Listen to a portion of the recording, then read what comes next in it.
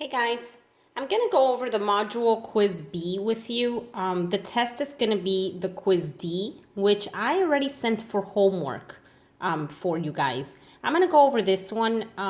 It mimics the actual test just to prepare you and for additional study resources. So let's look at the first one.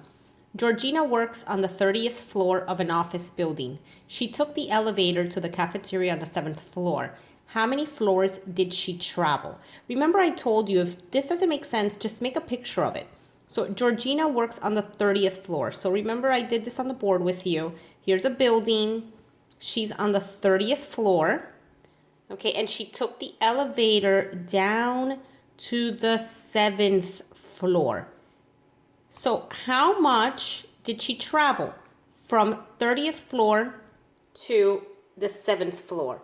So 30, and she went down to the 7th floor.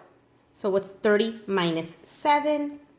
23. So Georgina traveled 23 floors. So this will be your answer, okay? So the question is going to be similar to this. All right, so let's look at number 2. Which of the following expressions has the greatest value? In this one, you're going to have to solve each and every one of them and tell me what the greatest value is. Now, bear with my handwriting. I'm looking through the phone as I'm recording. So the first one is -3 plus -4 minus -2. Okay, this is an addition. Leave it alone. Now this is a subtraction. Remember what we do with subtraction. We do keep, change, change. So right off bat, I'm going to go ahead and do the change. Okay? And now we're going to start from left to right. So I have -3 plus -4. And I want you to use this strategy of bringing everything down. So we have a negative plus a negative is going to be a bigger negative. So that is -7. Bring everything down plus my +2. You don't really have to do the 2. Now here we have -7 plus a +2. A negative plus a positive, you're actually subtracting, you're taking the difference. So what is the difference between 7 and 2? Is 5. And what is the one with the highest absolute value? It's going to be my 7, and that's the negative. So it is going to be -5. Okay, now I'm not going to do all of them for you, but right here you'll put -5, and you're going to do the rest of them. So remember on this one, it's keep, change, change. Then keep, change, change. So every time you have a subtraction sign, I want you to change it and then change the 1 to the right, and then do your math in this way, bringing it down. Okay, over here is going to be keep. I'm going to change this one. I'm going to change this one. I'm going to change that subtraction sign, and I'm going to make this to a negative. Okay, same over here. So I want you to do all of them on your own, and then you come up with your answer. Which of the following is modeled with the number line below? Now, you're always going to start at 1, okay? So that's where it begins because the arrow is going this way. So you start at 1, so you know your first number is going to be 1, and all of them are 1. Now you're going towards your left. You're going towards your left. So if you're going towards your left, you're going to be adding a negative number, or you're going to be subtracting a positive number. So these are going to confuse you a little bit. But if you do my technique of keep, change, change, then you'll understand that a negative and a negative is going to be a positive. Therefore, it's not going to go this way. So keep, change, change. It turns into 1 plus 4. So it'll be 1 plus 4. This one will be 1 plus 5. So these two are not going to be right. But this is 1 plus, let's see how many times it went this way. 1, 2, 3, 4, 5. So it's 1 plus -5. Now, if you rush through this, you're going to look at the -4 and you're going to pick this. But it's incorrect because you need to count from the 1. 1, 2, 3, 4, 5. So it's 1 plus your -5. So this will be your answer. Number 4. Danielle is playing a game. She started with 10 points, so that's a good thing. She started with 10 points. in the first round, she lost 20 points. Now, to represent a loss, we're going to do that as a negative. She lost 20 points. In the second round, she won 45 points. So how do you represent a win? It's plus 45. Which of the following shows the changes in Danielle's score? So which one looks just like this? And I see that it is A. Okay. Number 5. Which of the following has the same value as negative 10 plus negative 3?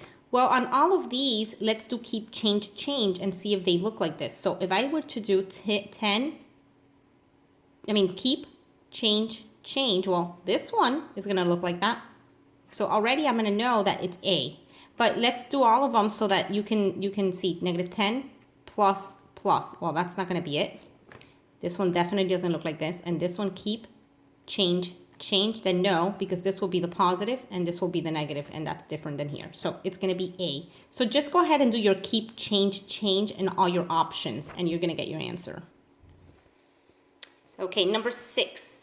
Which of the following is the additive inverse of negative 3? Well, let's look at this. If it's an additive inverse, it's just what is the opposite of negative 3, which in this case is 3.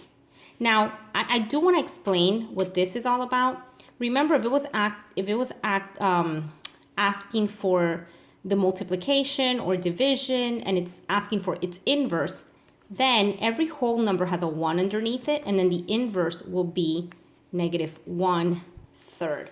But that's not what it's asking. It's asking the additive inverse, so it's just addition, subtraction, and it's just from negative 3, positive 3. So this is the answer right here. Easy one. Let's do one more. Number 7. What number can be added to negative 4 to get a sum of 0? So negative 4, you're adding what number? Okay, so we don't know what the number is in order for you to get 0. So what plus negative 4 will equal 0? Okay, so this is pretty easy to see. If you have negative 4 and you add a positive 4, it's going to give you 0 because negative 4 plus a positive 4 is 0. Your answer is D. But I want to go ahead and already start explaining to you in an algebra way of doing it. We're going to isolate the x. We're going to leave him alone. In order to isolate him, we need to make this a 0. So what is the additive inverse of negative 4? Well, we're going to add a 4. If we add a 4 here, it becomes a 0, so it eliminates. Now, whatever you do to your left, you do to your right, and you add a 4. If you rewrite it, it's going to say x equals, what's 0 plus 4? 4. Okay? So if you can't visually see it, do the algebraic way. All right. Number 8. Mike deposited $200 in his bank account. Okay, so now if you make a deposit into the bank, that's a good thing, right? You're saving money. So he deposited $200. He then wrote a check for $20 and $30. Now, when you write a check, you're taking the money out of the bank account. So he then wrote a check, one for $20, and he wrote a check, one for $30.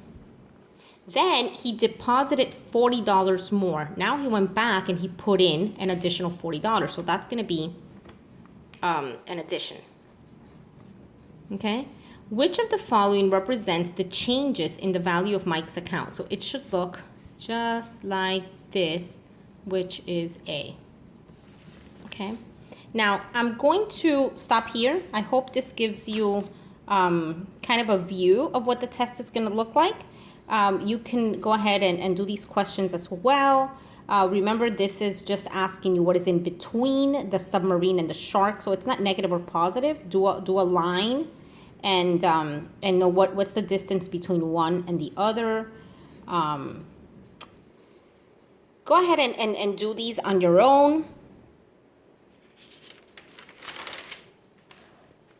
I don't know if you even want to look at these, but you basically did this for homework already in version D, which is the one that I'm going to give you as a test. But I want you to, kind of become familiar with what the questions are going to look like.